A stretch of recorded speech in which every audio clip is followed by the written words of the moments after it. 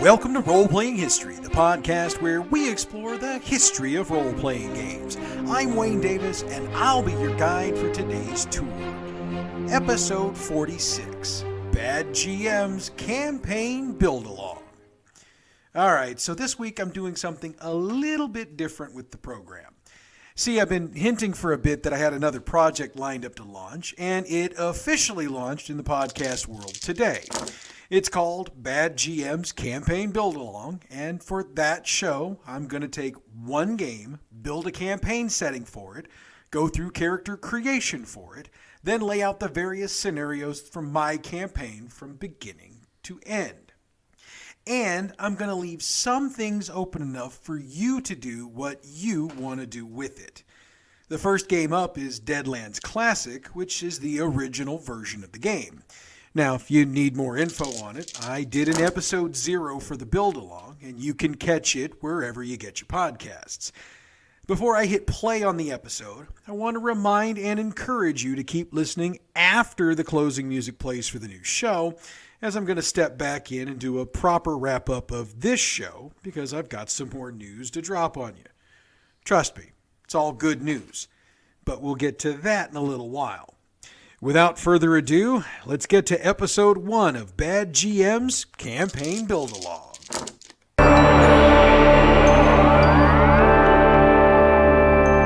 Hey folks, this is badgm's Campaign Build-Along. I'm your host, the badgm himself, Wayne Davis, and over the next who knows how many episodes, we're going to build ourselves a Deadlands campaign from scratch using the Deadlands Classic rules. Those rules, by the way, are the copyrighted material of Pinnacle Entertainment Group, so we're going to give them credit up front, just in case I make any references to page numbers in books or anything like that during today's show. Besides, even if I don't, it's always good policy to give the credit where the credit is due. Now, if you caught episode 0 of this show, then you have the background of why we're doing this and what you're going to need. Rather than repeat all of that here, I'm just going to point you in the direction of that episode, which is available where you got this one, theoretically. There is one thing I forgot to mention in episode 0 that I do need to hit on here.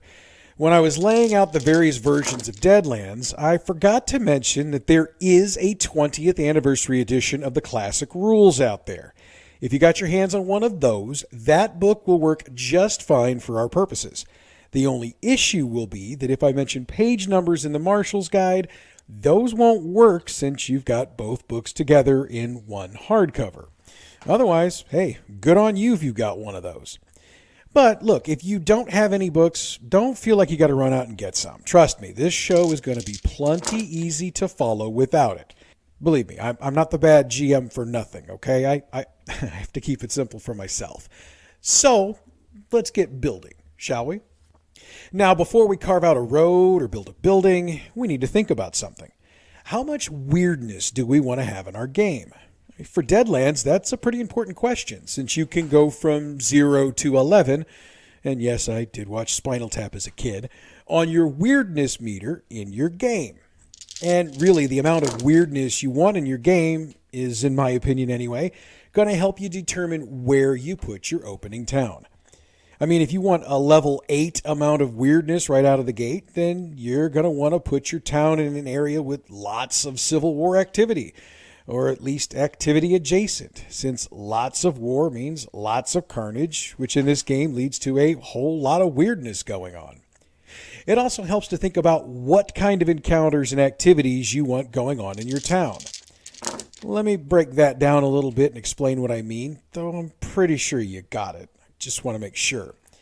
If you're looking for more of a big city feel with encounters with lots of different organizations and groups, then you're probably going to want to use a big city rather than a small town or village. For the record, there's nothing wrong with that at all. In fact, if you want to do that, you can go about it in one of two ways. Option 1, recreate the city you want the way you want it to be, circa 1876. Option 2, you can check out Pinnacle Entertainment Group's books on the North and South, which are available at peginc.com. Those two books cover most of the major cities of the North and South, and it would save you some work since Shane Lacey Hensley did the work once already. Personally, if I was going to do a large city, I think I'd do a little Google foo and research the city from that time and build it the way I wanted it so the vision in my head would work better. But hey, you use the method that works best for you. For this show and for my game, I decided that I want to start my players out in a small-ish town. My reasoning is that it forces me to focus on the story and keep that story simple rather than coming up with a ton of convoluted stuff with this organization and that organization being involved. You'd have to have played in my last D&D game to really understand why my thinking went there, but let's just agree that I way overcomplicated my last game. So, small town it is. From the aspect of weirdness, I don't want a bunch of it to start with. For me, I've got 3 players in my game who have never played Deadlands, and 2 of them haven't really done a whole lot of tabletop gaming at all. And since I haven't actually run Deadlands in like a decade or so, the 2 in my group who have played it before haven't played it in that length of time, so they're going to be relearning the rules along with me. So that means let's keep the weirdness level low to start with, but we can be willing to increase it as we go along. That also means the placement of our little town will need to take the future of the campaign into account. Now let's talk about placement. This is a larger decision than you might think it is, and it's really because you have to decide what government or rules you want to play by. If you're setting your town east of the Mississippi, then you have to decide whether it's going to be in the north or south, and that means the laws of either the U.S. or the CS are going to come into play. From a GM standpoint, it does provide you with some good options, since you've got U.S. Marshals or Texas Rangers you can sprinkle in with some frequency. Plus, you can always have the break in the war come to a temporary end and put your players into a battle, if you so choose. It also allows for your players to be involved in espionage or other engagements for either government, and the stakes would be higher because of actually being in the north or the south. If you don't want to go quite that far, then you've got the option of heading to Utah.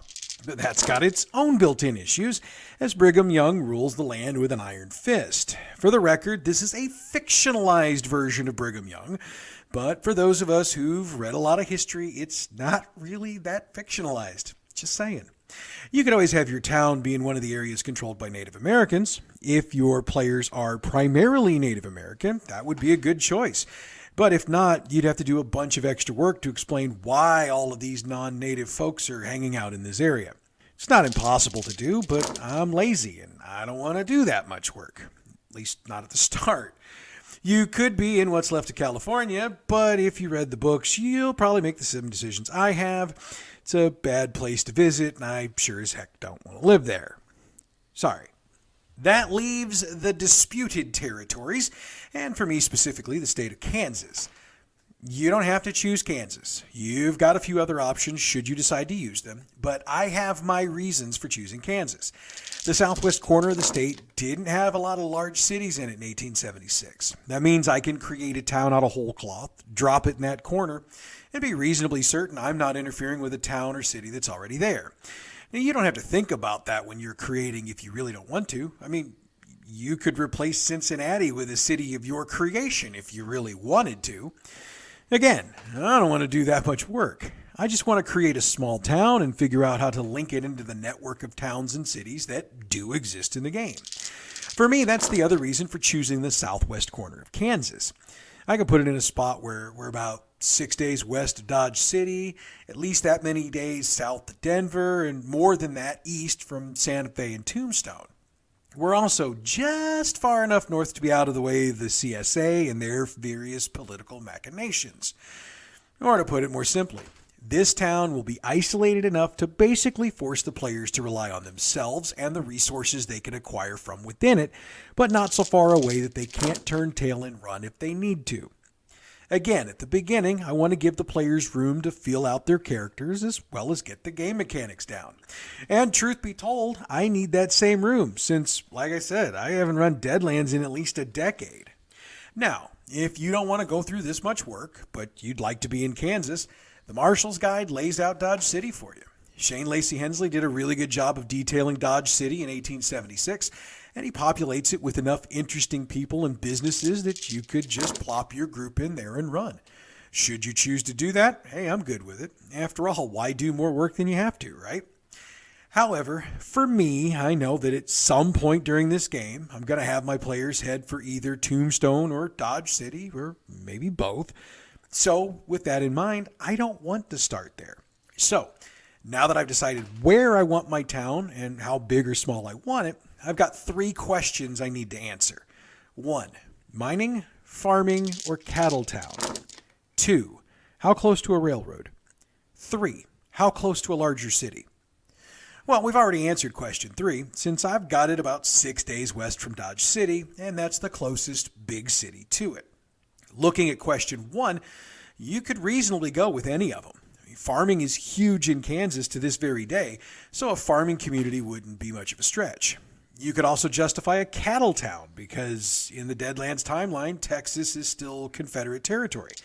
Now, that doesn't mean the cattle drives don't still head north to Dodge City and Wichita, but it can mean that northern interests decided to raise cattle on the Kansas plains.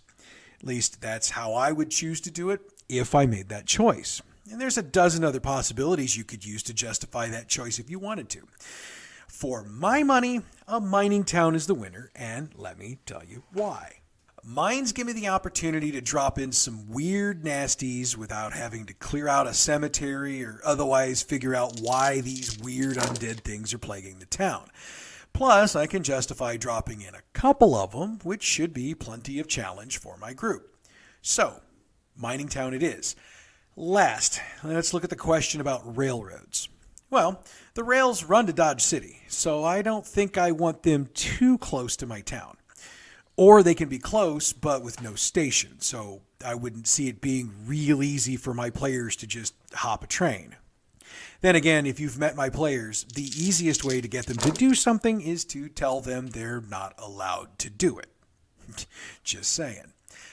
But we're going to assume they play nice with me to start with, and we'll just not have a train station in or near town. I'll argue the rails run a day or so south of town, though I'm willing to adjust that before we start if need be. Okay, so we've got the size of the town, its location, its nearest big town, the location of the railroad, and what kind of town we're dealing with here. So let's flip the page on the notepad and figure out a few more things. The age of the town needs to be taken into consideration. I mean, is this a mining town where the mines are playing out? Are we in mid-boom for whatever's being mined? Or are we on the cusp of a boom?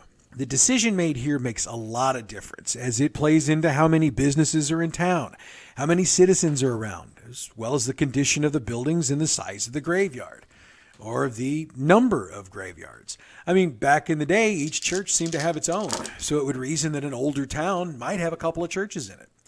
Again, you choose the one that works best for you. You know your style and what you and your players like, so make that call and go with it. You can still use pretty much everything I'm doing here regardless of what choice you make. For me, my town's on the cusp of a boom.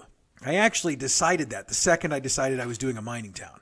We've seen dozens of movies and television shows where the town is either in the middle of the boom or has just been played out. So to me, there's possible story to tell in the town that has just started to hit and is about to hit bigger. This choice will also dictate how many buildings are in town, and I'll get to that in a minute. I do need to settle one more thing before we start looking at buildings, and that's what exactly is being mined in my town. Now, the easy call would be to say it's Ghost Rock, which is a creation of Shane Lacey Hensley's for the game. But again, once you've read through the books a couple of times, you realize that Ghost Rock comes with its own built-in issues. Besides, according to the book, there aren't any Ghost Rock deposits in Kansas. That's why the rail lines are competing to get to California. I mean, you could do it anyway and just explain it away with a wave of your hand. And if you want to do that, hey, be my guest. If it works for you, let it work for you. So if I'm not using Ghost Rock, what could they possibly be mining here? This is where I got a little geeky. I decided to throw it at my Google machine and pulled up the site for the Kansas Geological Service to find out what kinds of minerals are actually mined in southwest Kansas. Like I said, I got a little geeky. I discovered that both lead and zinc have been found and mined in the region. That meant that, for me, it would be totally plausible that someone discovered these minerals here and began mining them. For all I know, I could be telling the real story of how the minerals were discovered. Probably not, but it's always possible, right? Oh, and for those not aware, you can make good money mining zinc and lead, and could have probably made more money mining it in 1876. Not as much as silver or gold, and certainly not as much as ghost rock, but enough that you could make decent coin for a hard day's work, and it came with the added bonus of not having people wanting to jump your claim. In theory. So, with all of my major questions answered, we can actually place this town on our 1876 map of Kansas. Figuratively. I mean, I'm a geek, but not that big of one. I didn't print off an 1876 map of Kansas.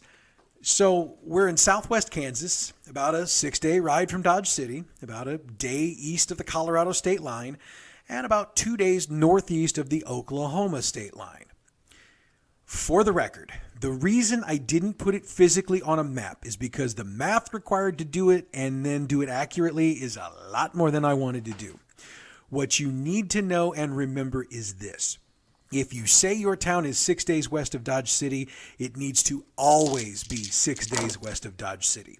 If it's 6 days one game and only 4 the next, you're going to start having a credibility problem, and your players will find a way to take advantage of that at some point. So, being historically or realistically accurate isn't necessarily important. Being consistent is. Next up, we need to name our town. Well, to me, that tied in with the mines. The name of the town is Triumph, and it got that name from its founder, who's also the man who discovered the zinc and lead deposits and owns the mines they're being taken from. He named it that because the mines are his triumph over the doubters who told him he'd come up empty-handed.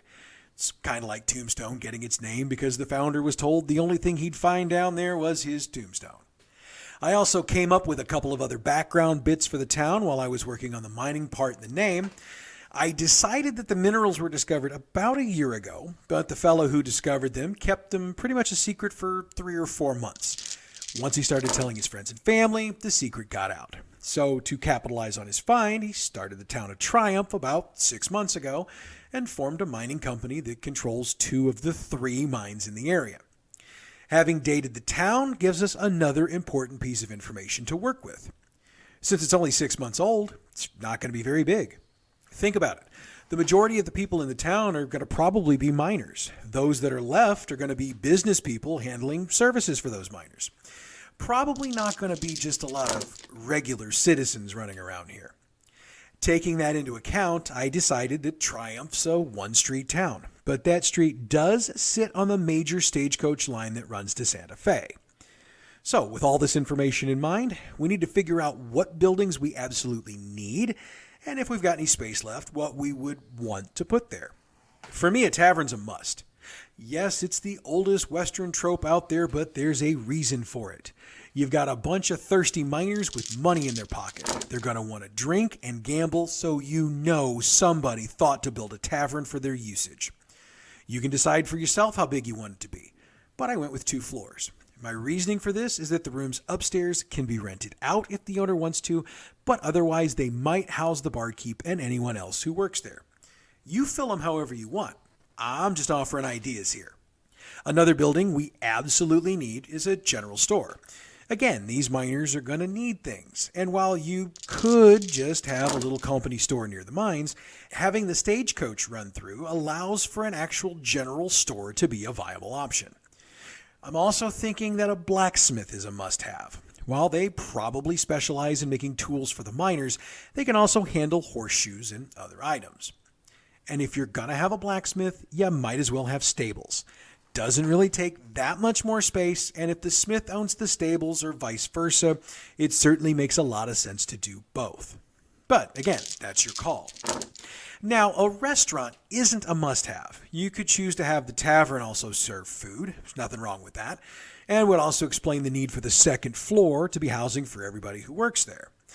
I almost went that direction, but I decided not to. My thought was that, again, the stagecoach comes through.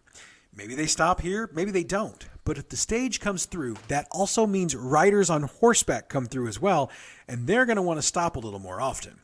That means you need 2 things, a restaurant and either a boarding house or a hotel. So, Obviously, I went with the restaurant, and I chose a boarding house over a hotel, and I did that because the town's a bit new to need the number of rooms a hotel would bring. I figured that the boarding house tends to have several open rooms at any given time, which gives my players a place to tuck their characters in for the night. I also decided that the boarding house and the restaurant have a deal whereby renting a room at the boarding house comes with a certain amount of credit for a meal at the restaurant. I'll figure out the specifics later, but again, in my mind, it made sense. Now, for me, those are all the buildings you absolutely need. However, I decided there were some that I wanted. I decided Triumph needs a jail. I mean, the miners don't get too rowdy, but my thought was that with the town being new and with the money just coming out of the ground, there might be those who'd like to rob the town. Ergo, a jail and a town marshal. Plus, I can use the town marshal to feed missions to the players. That's a win-win for me. On that note, you don't need a town marshal to be able to credibly feed missions to your players. You can use the mayor, the bartender, the owner of the general store. Heck, you can use the town minister if you want. Again, this is me encouraging you to make your town work the way you want it to. I also decided that Triumph has a bank. It's not very large, probably one teller and a decent-sized safe, but it's the safe that I decided the town needed. Again, the town's on the cusp of a boom, which means there's a decent amount of money coming out of the ground and the minerals being mined. That kind of money requires a higher level of security, and in 1876, that meant a big old safe. Story-wise, I decided that the bank is owned and run by the same fellow who owns the general store. I also decided that this fellow was a friend of the town founder, but rather than mine for his money, he decided to make it off the backs of those who were mining. We'll do more on that next week. I decided to add a laundry to the town because with the town being primarily the people who work in it, they probably don't have the time to do their own washing, but they probably do have the money. So a laundry it is. Not a very big building, and the person or people who do the laundry probably live there as well. Now, I did decide to add one more building, and I'm going to explain this in as much of a PG manner as I can. With the miners and the money coming in, I realized Triumph would probably have what was known as an entertainment house. That's as much explanation as I can give and keep it PG. Google it if you need to know more. And realize if you're going to do this, you need to be responsible with it. Don't play it for the ha-has, okay? All right, moving on. With our buildings figured out, now we need to place them. First thing we need to decide is where the mines are, because that will determine the placement of certain buildings. For me, they're about a half an hour's walk northeast of town, and there's a trail that heads that way.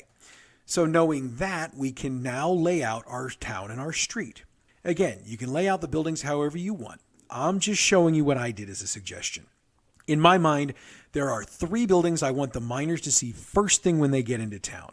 The saloon, the general store, and the entertainment house. I'm not worried about the boarding house because I've got a small tent camp on the west side of the mines that the miners probably sleep in. Oh, and before I forget, and for those of you who are actually graphing this out as I go, the road's about 25 feet wide. For me, that allows for riders to hitch their horses to posts outside of the businesses on both sides of the street and would still allow for stagecoaches to pass each other on the street. It'd get a little tight, but it'll work. And the street runs east to west. So right to left, left to right, however you want to do that. Okay, on the northwest corner of the street, I've got the tavern with the entertainment house next door. There's a 5-foot alleyway between them, but that's more or less because I didn't want the buildings connected. I put the general store on the southwest corner of the street with the bank next door to it. Unlike the previous 2 buildings, however, these 2 are connected. Makes sense since they're owned by the same person. The only other building on the south side of the street is the stable and blacksmith, but I'm putting it much farther down the street, and I'll explain why in a minute. Going back to the north side of the street, I left a bit of a gap between the entertainment house and the next business, which is the boarding house. And there's going to be a 5-foot alleyway between that and the restaurant. Now we're going to skip to the northeast corner of the street. I put the jail there. It's a 2-cell jail, so size it accordingly. On the southeast corner, I put the stables and the blacksmith. The reason for that is because I wanted it accessible by the town marshal when he's bringing arrestees in. I also figure he's probably keeping his horse there. And since I have it, I put the laundry about equal distance on the north side of the street between the jail and the restaurant. Now, size the buildings as you see fit, and don't worry about open spaces. We can assume those open spaces will be filled with houses or tents and other businesses as the town grows. In fact, there could still be some tents there right now from the miners or from some of the people that are running these businesses. Your choice. Also, I see the entire street being no longer than about 2 blocks, so it's not like there's going to be a ton of open real estate there. Just saying. With Triumph basically set, I wanted to take a second to toss out a couple of more ideas. Does Triumph have a cemetery, or in the parlance of the time, a boot hill? I say yes. I mean, mining is a dangerous profession, so it's entirely plausible that there have been a few deaths in the mines. And transporting bodies home, wherever that might have been, would not have really been possible or plausible. So yes, Triumph has a cemetery. It's a couple dozen yards south of the stables, and it has 3 or 4 wooden crosses in it. Are there any farmers around the town? Again, this is your call. You could also ask if there's a ranch in the area if you wanted. I've decided there are 2 farms within 2 miles of Triumph. They're both to the north of town, and they're only about a quarter of a mile apart. I'm brewing up a backstory here, but we might get to that next week, might not. We'll see. Okay, so that's Triumph. At least that's Triumph as we start our game. Now, you don't have to use any of the buildings I suggested. Use more or less if you want, and if you've got an idea I didn't think of, go with that. You can also share that idea with all of us if you'd like, and I'll give you the info on how to do that in a minute. I also wanted to acknowledge that many of you don't live in the U.S., so you might not have the grasp of U.S. history in the Wild West. If you don't want to set the game in the Wild West of the United States circa 1876, that doesn't mean you can't play the game. Au contraire. Set it up wherever you want. I mean, the United Kingdom of 1876 was pretty interesting as well, so there'd be plenty of opportunity to bring the weirdness of Deadlands to the UK. Obviously, the governmental setup would be different, but if you want to put the work in, I can see it being a lot of fun, especially if somebody has to play Queen Victoria. Same thing holds true throughout Europe and Asia. And like I said, if you decide to do something like that, please hit me up and share. I'd love to see what you're doing. Also, if you're working on your campaign and you want some more advice, I'm always available to help. Email me at badgmproductions@gmail.com and I'll do everything I can to offer advice. Heck, we might even bring your issue onto the show and see what advice our listeners have. Okay, so with Triumph laid out, we need to populate the city. Once we do that, we're going to work up characters for our campaign. That's the plan for next week's episode, so you won't want to miss that. I realize we're only 1 episode into a new podcast, but if you've liked what you've heard so far, please do me a favor, and if your podcast source allows it, give us the best possible review that you can. That helps the algorithms they use, pushes up the list of suggested podcasts, and that helps us grow. Of course, you could also tell a friend or 10 about us, and that would work too. Our episodes will be dropping every Friday at midnight U.S. Central Time, just so you know. The music that we're using for this show comes from Musa Production from Pixabay.com. Bad GM's Campaign Build Along is a production of Bad GM Productions. You can follow us on Facebook, Bad GM Productions, Twitter at Bad GMP. We've got a YouTube channel, Bad GM Productions. We've got a Twitch channel, Bad GM. I mentioned this a minute ago, but let's mention it again for grins and giggles. We've got an email account, badgmproductions@gmail.com. And we will have our website up in the next couple of weeks, I hope. So be looking for us at badgmproductions.com. Shout us out. Let us know what you think of the new show. I cannot wait to hear from you. Next week, we'll climb back in the saddle and populate the town of Triumph, Kansas. Then we'll create characters for our campaign. Until then, I'm the Bad GM, Wayne Davis, and this has been Bad GM's Campaign Builder.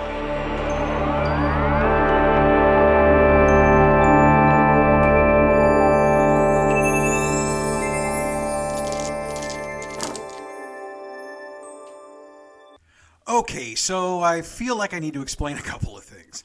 With the launch of the new podcast, I've created a production company, which we're calling badgm Productions.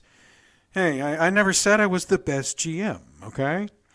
And with 2 podcasts up and running, I decided it would be best to pull the emails and social media together under one account.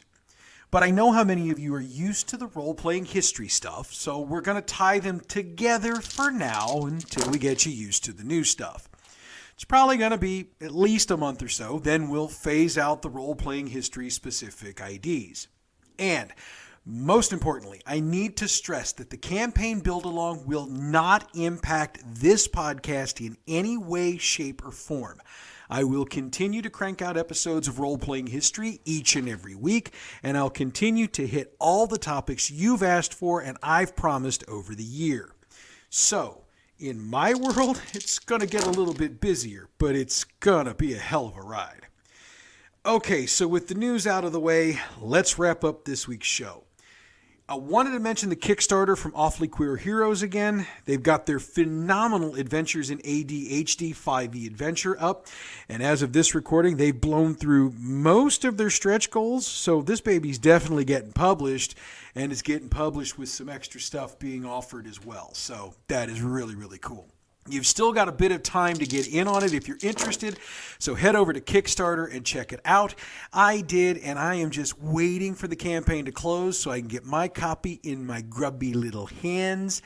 And I'm sensing a future episode of the show where I'm doing a review of this product. I'm just saying. All right, so moving forward, the best way to keep in contact with us is to follow us on Facebook, badgm Productions, Twitter @badgmp, YouTube. We'll have a new channel, badgm Productions, and yes, we will continue to do the replays of this show on that channel.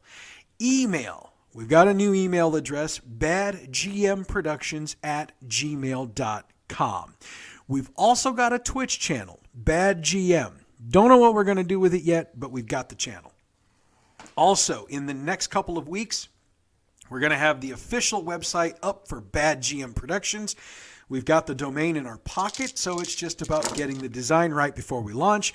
So keep your eyes open on badgmproductions.com so you can join us as soon as we get up and running. And honestly, I've got you to thank for making it possible. Without your continued support of this show, I wouldn't have had the confidence to even think of doing a second. But let's get the focus back on role-playing history, shall we? Next week, we're going to take a look at, it's a very small corner of the tabletop role-playing market, games based on wrestling. Yep, I'm going there. So what you gonna do, brother, when role-playing history goes wild on you? Oh, God. All right, I promise I will never do that again. But that's coming up next week. Until then, I'm Wayne Davis, and your Role-Playing History.